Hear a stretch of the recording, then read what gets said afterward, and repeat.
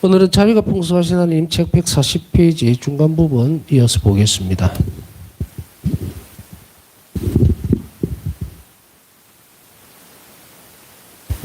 어떤 방법으로든 자비를 실천하지 않는 사람은 심판의 날에 나의 자비를 얻지 못할 것이다 라고 말씀을 일기 1037번에서 말씀하셨는데, 이 말씀은 어디와 연결이 됩니까? 산상수훈과 연결이 되죠. 산상설교, 진복8단, 행복하여라 자비로운 사람들, 그들은 자비를 입을 것이다. 마태복음 5장 7절. 앞에서 잠깐 말씀을 드렸지만 우리 삶에 있어서 신앙적 단계를 정리할 필요가 있습니다. 이것은 아주 중차대하거든요. 우리는 어느 순간인가 보면 경제적인 부분이라든지 사회가 돌아가는 형태라든지 세계 정세라든지 이런 것을 보면서 어느 사이에 크게 더 많이 의지를 해버립니다. 정부를 빨아오고 그다음에 그 정부가 빨려 들어오는 거기에 혼돈스럽고 분심이 들고 걱정을 하고 막 쌓여가죠. 이런 사이에 예수님과 나와의 관계는 점점 멀어집니다. 우리가 예수님 안에 더 살게 될 때 예수님께서 정말 이 땅의 주인이시고 이 세상을 창조하신 분이고 모든 일들은 하나님 섭리 없이는 어떤 일도 일어나지 않는다라고 결심하고 그것을 몸으로 드러내주는 실행해 나가는 신앙인들이 많아질수록 이것은 기울어집니다. 일어날 일도 일어나질 않게 돼요. 잠시 우리 자신의 삶을 한번 잘 살펴본다면 이런 부분들이 많이 드러납니다. 그래서 언젠가 우리는 또렷하게 드러내놓고 하나님께서 정말 어떤 자리, 모든 일의 최고의 자리에 있는 것이라고 생각을 하고 있고 또 그렇게 믿고 있을 수도 있지만, 그러나 현실적인 부분에 부딪히게 되면은 이것이 여지없이 무너져 내린다는 것을 우리 스스로 알고 있습니다. 굉장히 나약하다는 것을. 그렇기 때문에 우리는 계속 다 잡아내야 됩니다. 결심을 해야 되고 용기를 얻어내야 되고 함께 은총을 받아내야 합니다. 그렇지 않으면 아까 말씀드렸듯이 뭐가 어떻다더라 하면 그게 휩쓸려 들어가면서 정신없이 멀어져 버리는 거예요. 그렇게 함으로 인해서 불안해하고, 그러나 우리가 자비신심 안에서 가장 큰 기둥이 뭡니까? 제가 계속 강조해서 이야기하죠. 자, 그러면 한번 훌쩍 구약 성경 안으로 들어가 볼까요? 사렙다 마을 과부. 그 당시 이스라엘에 수없이 많은 과부들이 있었지만 왜 그 사렙다 마을에 사는 그 과부에게만 찾아갔는가요? 우리는 어느 사이인가 세상을 바라다 보면서 동질성을 느끼려고 합니다. 공통분모. 그러나 어쩔 수 없어요. 복음에도 분명히 이야기하죠. 한 침상에 둘이가 누워있으면 하나는 놔두고 하나는 데려갈 것이다. 어쩔 수 없습니다. 밭에서 둘이가 일하고 있으면 하나 데리고 하나는 버려둘 것이다. 사렙다 마을에 그 많은 과부들을 다 하나님께서 돌보시지 못해서 못한 것인가? 그건 아니에요.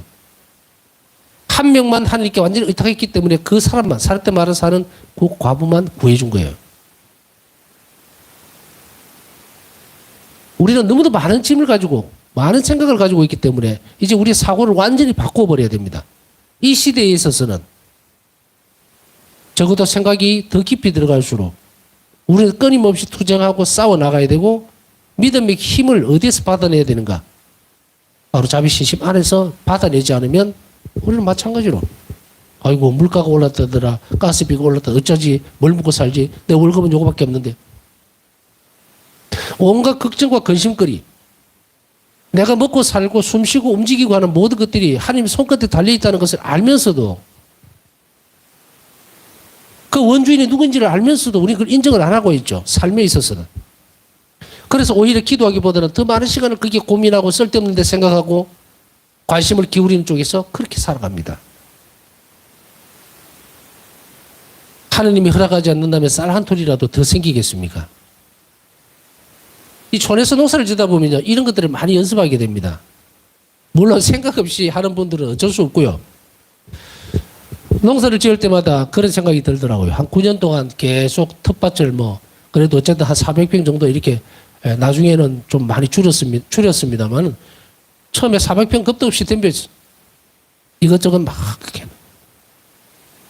정성들이 다 한 어떤 한 해 농사가 어떤 때는 완전히 망쳐버릴 때도 있고, 어떤 때는 생각지도 못하게 병충해가 안 들어서 고추가 잘 될 때도 있고, 그럴 때마다 느끼는 것은 내가 노력할 것이 아무것도 없구나. 나는 협력자다. 이거를 현장에서 누구보다도 잘 알기 때문에 거기에 대한 큰 욕심을 부리지를 않는 거. 뿌린 대로 거둬주는 하나님께 대해서 그냥 맡겨놓는 연습들을 참 많이 하게 됩니다. 만일에 신학적 관점이 아니라면 우리는 아주 아동바동한 게 난리가 날 거예요. 내 계획대로 뭐가 안 되면 화가 나가지고 뭐 정말 엉망진창을 만들어버린다든지 이런 식으로 되겠죠. 그러나 질서 지어진 체계 안에서 살아가려면 우리는 적어도 많은 부분에 있어서 하나님께 이 부분들을 맡기는 연습을 해야 됩니다. 세상이 어렵고 힘들 때에 또 어떤 많은 변수들이 생길 때에 어려움이 닥칠 때에 우리는 하나님께 대한 신앙을 더 여실하게 드러낼 수가 있어요. 그럴 때 그 사람은 절대로 하나님이 버리지 않습니다. 10명 중에서 9명이 쫄쫄 굶어도 그 사람은 먹이 살린다고요. 그 부분에 있어서 나는 그런 특혜를 입어도 되겠는가라고 생각합니까? 아니죠. 소돔과 고모라에서 롯과 그 가족들만 일행들만 빠져나왔던 이유가 뭡니까? 그 사람들을 사랑하지 않았습니까? 아닙니다. 충분히 많은 경고를 줬고 많은 연자들을 보냈습니다.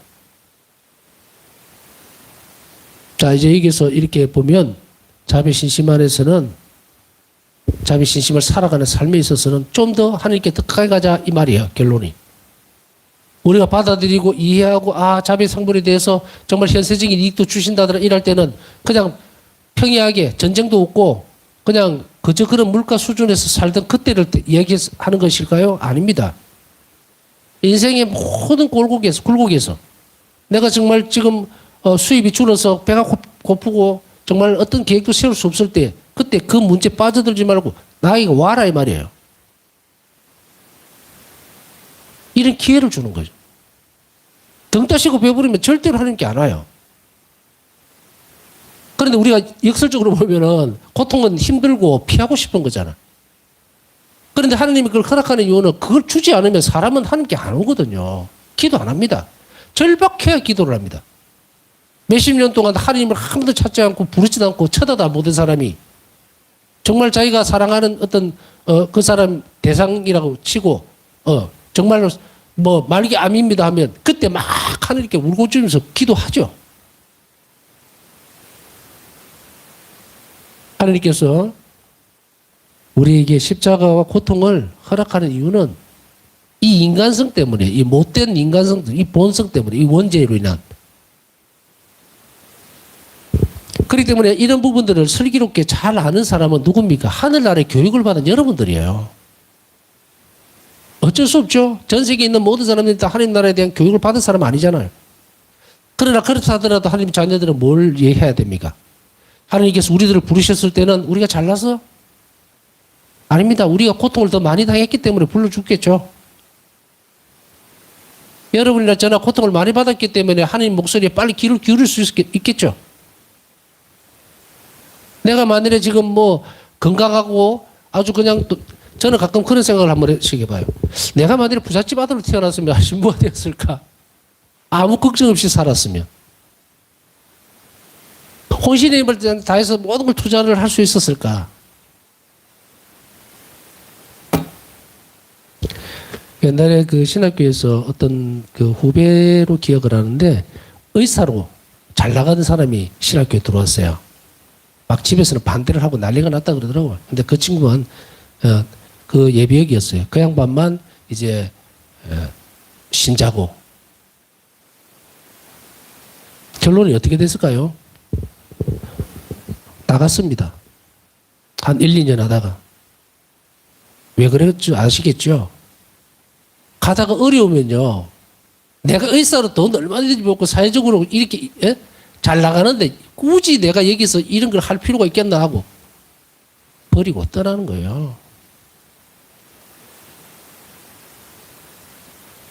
하느님을 찾아오는 사람들, 그 사람들은 이런 사람들이다라는 것보다는 지금 많은 어려움들에 처해 있는 이 시대를 살아가면서 걱정하지 말라는 이야기입니다. 그러나 우리는 아까 얘기했듯이 투쟁이고 정말로 하나님께 의탁하지 않으면 우리는 어느 사이에 세상적인 어려움과 그것 때문에 공포스러워서 그쪽을 신경 쓰고 내가 정말 바쁘고 일을 한다고 막 매달리면서 기도하지 않고 이쪽으로 안 와요. 그렇게 되면 실패합니다. 인생에서. 그렇기 때문에 우리가 이런 어려움이 있을 때라도 걱정하지 말고 이 부분으로 좀 더 기도 생활로 그리고 하나님께 의탁하는 태도로 돌았으면 우리에게 하느님은 무엇을 주신다? 행복한 것을 주는 거예요. 뭐 알아들을 기가 있으면 알아들으면 됩니다. 뭐 천국에 손잡고 날라리 하에 동시에 갈 수는 없어요. 동시에 갈 수는 없습니다.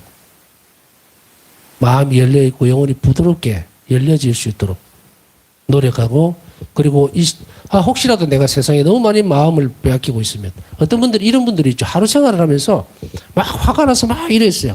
왜 그럴까? 너무 많은 정보를 갖고 있다 보니까. 이거는 뭐 정치인들에 대해서도 화가 나고 뉴스에 나오는 뭐 어느 정치인이 이렇게 하면 그것도 화가 나고 신경질이 나고 막 속에서 부글부글 끓는 거예요. 그 사람들이 하는 행동들이 마음에 들지 않으면 기도하세요. 바꿀 수 있습니다.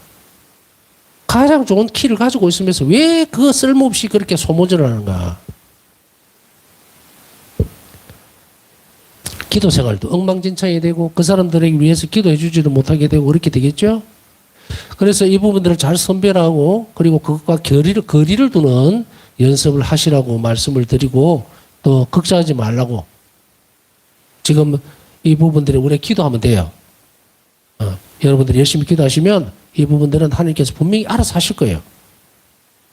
그렇기 때문에 우리는 예수님께서 우리에게 주신 큰 귀한 선물, 이 자비 신심을 가지고서 열심히 살면 내뿐 아니고 이웃 또 이 전쟁 또 이런 그 코로나 때문에 힘들어하는 이 세상에 하나님께서 밝은 빛을 비추어 주시리라는 것을 믿어 의심치 않습니다. 그러니 우리에게 있어서 가장 귀한 선물인 예수님이 우리에게 있는데 뭘 그렇게 걱정을 많이 하느냐 할 필요 없어요. 내 열심도에 달려 있습니다. 그릇만 깨지 말라고. 그릇도 없이 빈손으로 오게 되면 야단 듣겠죠. 뭐 야단을 안 치더라도 받아갈 것이 없어요. 그러니까 여기서 우리가 우리에게 주어져 있는 단 한 가지 말씀은 뭐냐면 행복한다. 내가 행복을 추구하는 거예요. 내가 지금 불행하다고 느끼고 고통스러운 것이 불행하다고 느끼고 행복하지 못하다고 느끼잖아요. 그러면 어떻게 뒤집어 놔야 됩니까? 한 가지밖에 없어요. 여러분들 자비로우시면 돼요. 내가 지금 돈이 없고 또 좀 힘들고 경제적으로 그렇고 육체적으로도 좀 안 좋고 그냥 자비롭게 하세요. 그러면 다 돼요. 경제적으로도 편안해질 것이고 육체적으로도 다시금 건강을 찾을 것이고 우리가 신경을 써야 할 것은 아이고 건강을 주세요. 뭘 어떻게 하셔야 하는 게 아니에요. 물론 그렇다고 하더라도 제가 드리는 말씀 중에 그래 아무 일도 안 하고 그냥 놀고 먹으면 됩니까? 그거는 아니라는 거예요. 노력은 하되 예수님과 함께 하라는 이야기예요. 바울사성의 일기 보면 뭐라고 나와 있습니까? 나는 일상적인 일을 하는데 예수님과 함께 하고 있고 전혀 방해를 받지 못한다. 이렇게 돼야 돼요. 이렇게 해서 일을 하시라는 이야기예요. 그냥 먹고 살고 내가 이거 이거 하나 팔면은 뭘 정말로 플러스 얼마가 되고 막 그 몰입해 있으면서 그때는 예수님은 저 뒷방에 가 있다고. 그렇게 살지 말라는 이야기입니다. 그렇게 하면 어떤 축복도 해줄 수가 없어요. 늘 예수님과 함께 모든 일들을 해나가고 이웃에게 늘 자비로운 마음을 계속해서 간직하고 있을 때에 우리 손끝에 뭐가 됩니까? 복이 따라오는 겁니다. 그래서 자비로운 사람들 그들은 자비를 입을 것입니다. 자비가 뭡니까? 내가 입을 자비가 뭐예요? 내가 불행해하고 힘들어하고 고통스러워하는 거 그거 완화되고 없어지는 거죠. 혹은 그 고통이 기쁨으로 바뀌는 거죠. 그러면 한 가지밖에 없어요. 자비로워지면 됩니다. 죽기 살기로 자비로워지세요. 용서할 거 앞뒤 재지 말고 용서해주면 되고 그 사람을 용서해주는 게 내에게 있어서 좋은 것이라면 해야죠. 내가 먹고 살기 위해서 정말로 오물을 손에 묻혀야 된다면 묻혀야죠. 치워야 될 거 아니에요. 명확한 판단을 하고 명확한 기준을 세워주는 것. 그것이 바로 행복해지는 길이라고 예수님은 우리에게 일러줍니다. 그러니까 복음의 진복팔단에서 자비를 잊기 위해서 자비를 실천하는 사람, 이 사람은 행복합니다라고 할 때 이것을 다시금 상기시켜 주는 거예요. 지금. 그래서 매일 최소한 한 가지 이상 말이나 행동이나 기도로서 해야 된다. 하나님 자비 신심을 따른다고 하는 사람들은 이렇게 해야 됩니다. 이렇게 하지 않으면 안 돼요. 뭐 상부만 모셔놓고 그냥 아이고 뭐 그림입니까? 뭐 인물 하나 아니면 뭐예요? 그냥 또 갖다 놓고 걸어놓고 그 공경하는 거 아니에요. 그걸 공경한다는 것은 그 상분이 나에게 주는 의무가 있어요. 뭐냐? 매일 하루에 한 가지 이상 자비로운 일을 해라. 말이나 행동이나 기도. 아이고 나는 전에도 좀 이 부분에 설명드렸지만 아이고 나는 집에서 다리도 불편하고 이래서 하루 종일 집에만 있는데 어떻게 합니까? 기도를 하면 되잖아요. 자비기도 바치세요. 그것이 그러나 여기에서 중요한 건 뭐예요? 자비기도를 바치되 건성으로 그렇게 바쳐지는 것이 아니라 상분 앞에서 가능하면 바치시고 그리고 이 자비기도가 불쌍한 영혼들, 잃어버린 영혼들을 위해서 선익이 될 수 있도록 지향을 분명하게 둬야 돼요. 그래야만 선의 기도가 되는 거지. 뭐 해주세요. 내 지향을 위해서 이렇게 되어지는 그 기도. 물론 그것도 뭐 받아들이십니다. 예수님이 안 주시는 건 아니에요. 분명히 주기는 줍니다. 그러나 가장 상분이 상기시키는 것은 적어도 한 가지 이상 자비로운 일을 행해야만 된다는 것을 상기시켜준다는 것을 잊지 말아야 되겠죠. 이제 우리는 실제적이고 명확하며 아주 중요한 결론에 이른다. 중요한 결론에 이르게 됩니다. 즉, 이 상분 앞에서 진실하게 기도하면서 자비 행위를 하루에 최소한 한 가지 이상 실천하라는 예수님 요구를 나는 수행하였는가? 라고 자문하며 양심 성찰하기를 예수님께서는 바라신다. 아주 중요한 결론에 이른 거지. 금방 설명드렸죠? 로지키 신부의 이 결론. 상본의 앞에서 나는 하루에 한 가지, 오늘 하루 자비로운 일을 했는가? 그것을 상기시킵니다.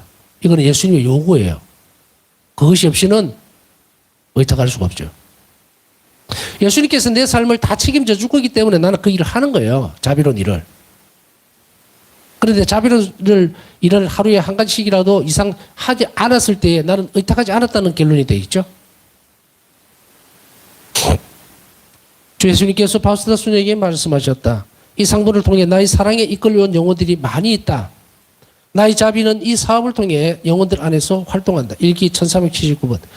이 사업이라는 건 뭐냐면 상본의 전파를 이야기하는 거예요.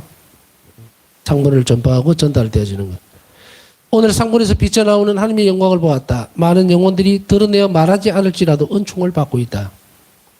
온갖 일들이 있었지만 하나님께서는 이로 인해 영광을 받고 계신다.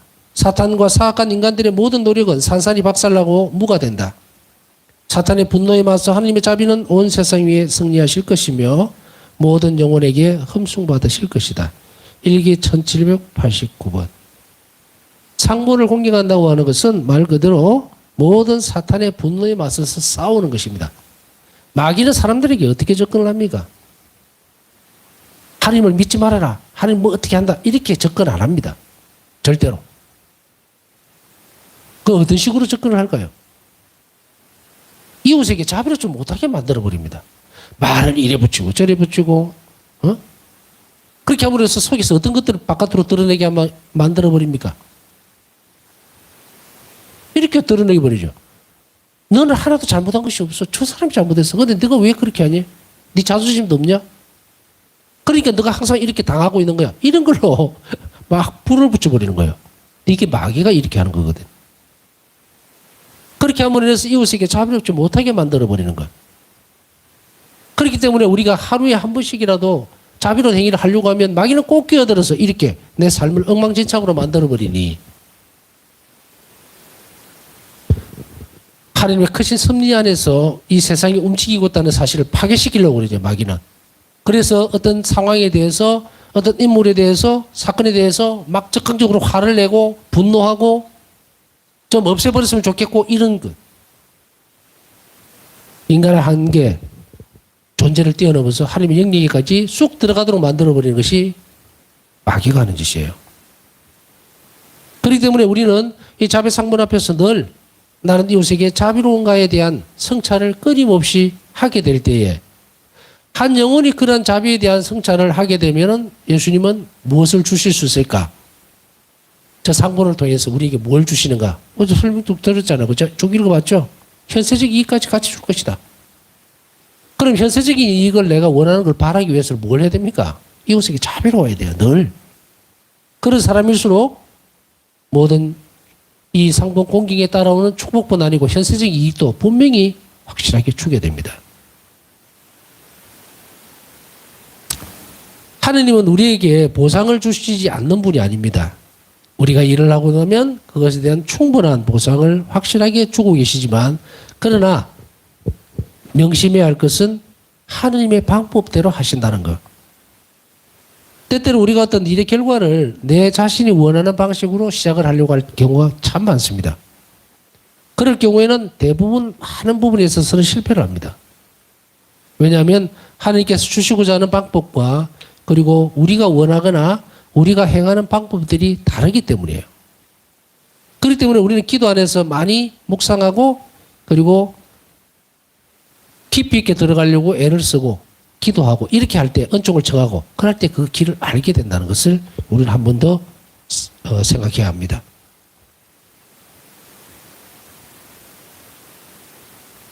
그 다음에 우리는 하느님께서 영광을 받으시기 위해서 우리 자신들이 하나님 자비에 대해서 어떻게 움직이기를 바라시는가. 자, 하나님 자비에 자신을 봉헌하기. 하나님 자비에 자신을 어떻게 봉헌할 것인가. 오직 그렇게 자비로우신 예수님, 주님의 선하심은 무한하오며 주님 은총에 보아는 마르지 않습니다. 주님의 자비는 모든 업적보다 위대하시기에 저는 당신께 한없이 의탁합니다. 의탁의 근간은 뭡니까? 선입니다. 아버지께서 선하신 분이라는 의식, 그것이 없이는 절대로 의탁 못합니다. 어떤 사람에게 신뢰를 주지 못할 때는 그 사람 악하기 때문이에요. 야, 저 사람 참 못됐다. 저 사람은 있잖아, 막 자기 이익만 챙기고 정말 악한 사람이야. 의탁할 수 있습니까? 상대 안 하려고 떨어져 나오죠. 그런데 언제나 우리가 갈 때에 종만 주시려고 하는 아버지의 모습, 그 선성, 하나님의 선성, 그 완전한 선성을 받아들이면 우리는 모든 것을 다 맡기게 되어 있죠. 그리고 그 선함에서 오는 모든 부탁들과 요구사항은 다 듣게 되어 있습니다. 어떤 사람이 투자를 한다 칩시다. 요즘 그래서 그런 일들이 많이 벌어질 수도 있겠지만 어떤 사람이 주식 투자를 하는데 이 사람은 주식에 대해서 달인이에요. 근데 이 사람이 시키는 대로 하니까 자꾸 이득이 생겨요. 정말 그러면은 그 사람에 대한 신뢰가 쌓여가죠. 저 사람이 뭐 콩이 파치를 하더라도 그거 하면 무조건 돈이 재산이 불어난다는 것을 알게 되면 계속 투자를 합니다. 이걸 어떻게 이용을 합니까? 물론 이거는 뭐 이렇게 해서 끝나면 참 좋은 사람인데 그게 아니고 이 관계를 계속 연결해 가다 보면 길끝에서 펑 터져버리면 어떻게 돼요? 사기가 되는 거죠. 다단계, 뭐 사기, 이리 되죠. 세상 가운데서 이렇게 부정한 방법을 사용해서 사람들의 신뢰를 끌어내고 믿도록 만들므로 인해서 또 물질적인 손실을 일으키는 사기꾼들이 많습니다. 그러나 관계를 그렇게 이어가려고 하는 것은 아니고 이제 대상에 따라서 그 선함은 어디에서 나오는 것인가? 그것은 하나님의 자비에 대한 묵상이 기초가 돼야 된다 그랬죠. 그냥 아이고 아버지는 참 좋으신 분이십니다. 어떻게 얘기를 합니까? 나한테 그 뭐 아무것도 없는데 관계가 안 돼 있는데. 어린아이들에게 물어보세요. 아버지는 너희 아버지는 참 너 아버지 좋아하냐? 그러면 아 우리 아버지 참 좋아해요. 우리 아버지는 착하고요. 막 제가 원하는 건 다 들어주고요. 막 이렇게 하죠. 그래서 그 아이는 아버지가 시키는 대로 합니다. 왜냐하면 항상 좋았기 때문에. 저는 조금의 스스럼도 없이 저 자신을 주님께 완전하게 맡깁니다. 이를 통해 저는 그리스도인의 완덕을 추구하며 살아가겠습니다. 스스럼 없이 저 자신을 주님께 완전하게 맡깁니다. 여기에서 놀라운 말을 쓰고 있죠. 이를 통해 저는 그리스도인의 완덕을 추구하며 살아가겠습니다. 의탁의 완전함은 완덕의 끝입니다. 우리가 뭐 완덕에 이르러야 된다, 또 완전 높은 성덕에 이르러야 된다라고 얘기를 하면서도 어떻게 가야 되는지에 대한 부분들을 많은 성인들이 제시를 해놓고는 있어요. 그 길을 그렇게 사셨고. 그런데 일반인들이 따라가기에는 굉장히 뭔가 복잡하고 어렵고 힘들죠. 하나의 그냥 예를 들면은 뭐 데드레스 성례의 영혼의 공방을 보더라도 1공방, 2공방, 3공, 3공, 4, 5, 6, 7. 도대체 그 다음 단계 어떻게 가야 되는지 잘 모르죠. 그러나 그 내용을 정말로 영혼의 길이 가는 길이 맞거든요. 너무도 뭐 사실은 영혼이 표현하고 살아가는 것을 언어로 표현한다는 것은 특별한 성령의 영감이나 하는 은총 없이는 불가능합니다. 이 데드레사 성령뿐 아니고 그렇게 위대한 인물이었다는 것은 이것을 글로 표현했다는 거예요. 우리가 들을 수 있도록. 그걸 다 이해할 수는 없어요. 어떻게 보면. 또 막 장황하게 풀어놓고 또 그걸 설명하는 그런 부분들이 있을 수 있겠지만 우리가 언뜻 접근하기에는 아우 1공방은 뭐야 도대체? 그럼 난 2공방에 가 있나? 3공방에 가 있나? 나중에 방이 헷갈릴 정도로 막 그것이 명확하고 아주 깊이 있는 신학적인 해석을 해놨다 하더라도 어렵죠. 그런데 이것 또한 마찬가지로 이러한 길에서 길 끝에 가보면 결국은 뭐냐면 하나님께 완전하게 의탁하는 것이 완득이다라는 거예요. 내 삶의 모든 부분들을 숨을 쉬고 움직이고 생각하고 하는 모든 일들을 완전히 하나님께 내어드릴 때 그래서 하나님 없이는 나는 아무것도 아닙니다 라는 그런 비상적인 단어가 아닌 내가 내일 하루 살고 만나고 숨쉬고 행해야 되는 모든 일들이 바로 하나님 계획 안에 있다. 손끝에 있다는 것을 믿고 받아들이고 수용해 나갈 때 뭐로? 자비로움으로. 그것에만 힘써 일하면 노력하면 그것으로 의탁의 정신이 커지면 같은 말이에요. 그죠? 의탁의 태도와 자비의 태도는 뭐다? 비례한다 그랬죠. 두 개는 떨어뜨려 놓을 수가 없습니다. 많이 의탁하기 때문에 많이 자비로워지는 거예요. 하나님 자비를 많이 입었을 때에 많이 의탁하게 됩니다. 그래서 의탁은 우리가 하나님께 자비는 하나님께서 나에게 베풀어 주시는 자비, 내가 사람들에게 행해야 되는 자비 흘러내리죠. 이렇게. 의탁은 뭡니까? 나가 하나님께 전부 다 드리는 거예요. 이게 차이예요. 이것이 커질수록 또 그 일만을 행할 때에 우리는 완득에 이른다는 것을 안다면 우리에게서 너무도 기쁜 일이죠. 이 일을 충실하게 따라갑니다. 완득을 추구하는 영혼들을 하나님은 절대로 버려두지를 않습니다. 그 사람이 뭐 경제적으로 힘들든 건강에 문제가 있든 힘써 애써서 그 영혼이 하나님을 닮으려고 할 때 하나님은 어떻게 하시는가? 모든 것을 다해서 그 사람을 밀어줍니다. 그러니 이 영혼의 관계를 확실하게 잘 정립할 필요가 있음을 우리는 다시 한번 생각해야 됩니다. 예, 남은 시간 묵상하면서 힘든 가운데서 우리는 하나님을 사랑하려고 애를 씁니다. 그러나 그냥 사랑이라는 것이 비상적이 되어서는 안 됩니다. 늘 오늘보다 내일은 더 많이 내 자신보다 주님께 더 많이 의탁하고 하나님께 그리고 이웃에게 자비롭게 되어질 수 있도록 우리 영혼을 이끌어 주십사 청해야 합니다. 우리에게 필요한 은총 청하면서 남은 시간 묵상하도록 하겠습니다.